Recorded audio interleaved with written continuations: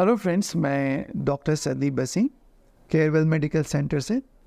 आप सब जानते हैं कि हम यहाँ पर सीडेसर सर्कमसिजन करते हैं और उससे रिलेटेड कई बार हमारे पास क्वायरीज आती हैं।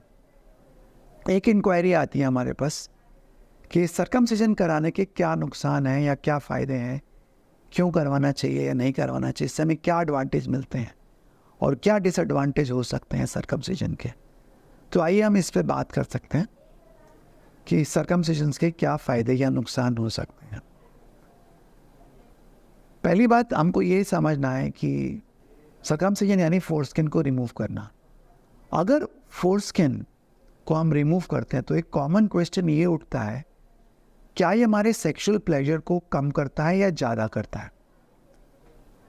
तो हम ये बताना चाहेंगे, अगर आपने सर्कमसिजन करवाया, फोरस्किन को रिमूव किया है, आफ्टर हीलिंग जो आपका सेक्सुअल प्लेजर है उसमें कोई फ़र्क नहीं पड़ता है। क्योंकि जितने भी स्टडीज़ हुई हैं, ट्रायल्स हुई हैं, दे हैव फाउंड कि जो इरेक्शन होता है, प्लेजर होता है या टाइटनेस होती है पेनिस की, वो सेम होती है whether you have got circumcision और नॉट। एक क्वेश्चन और उठता है कि जब हम सर्कमसिजन करते हैं तो फोरस्किन में जो फ्रेनुलम है उसमें काफ़ी सारी नर्व्स होती हैं और वो नर्व्स कट जाती हैं।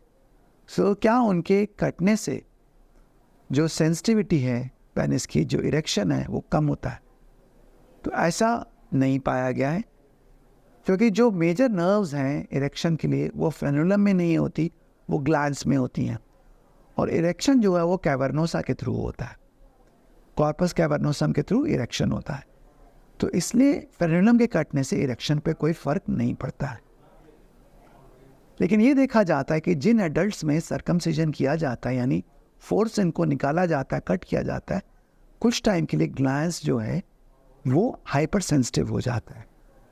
उसको नॉर्मल होने के लिए कुछ महीने लग सकते हैं, 3 to 6 months लग सकते हैं, और कि सेंसिटिविटी को नॉर्मलाइज होने के लिए। So that is possible, but in long run it is same whether you have got circumcision और नो सर्कमसिजन। सर्कमसिजन कराने के क्या फ़ायदे हो सकते हैं? दैट डजंट मीन कि सबको सर्कमसिजन कराना चाहिए। फिर टॉकिंग अगर आपको फाइमोसिस है या कोई और कंडीशंस है, उसमें सर्कमसिजन के कुछ फ़ायदे ज़रूर मिलते हैं।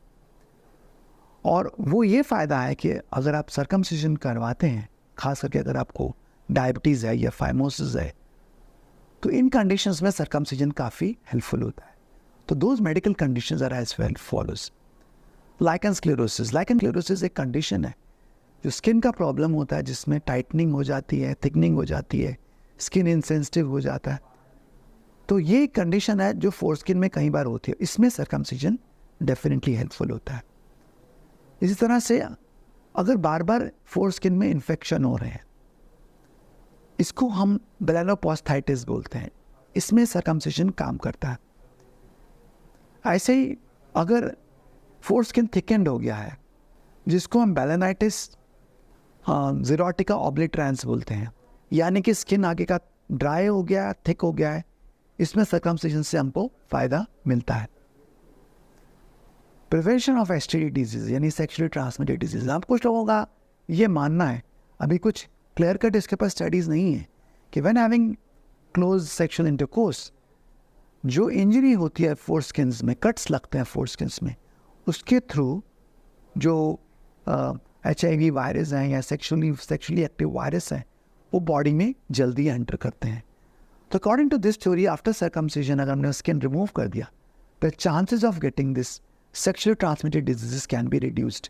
But there is lot of controversy and still it is not clear. But one segment लोगों का ऐसा विश्वास है कि STDs को ये कम करता है, बट दैट डजंट मीन कि जो लोग सर्कमस्टाइज्ड हैं वो विदाउट प्रोटेक्शन सेक्स करें। You should always use proper condoms or physical protection while having close physical intimacy.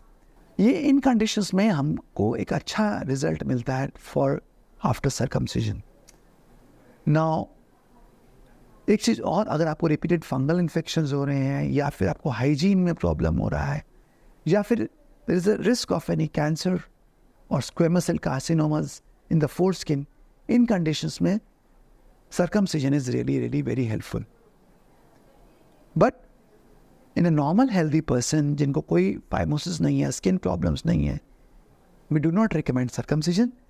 That is their choice whether they want to go for circumcision or they do not want to go for circumcision. So with all this, I want to thank you friends, and I welcome all of you. Thank you.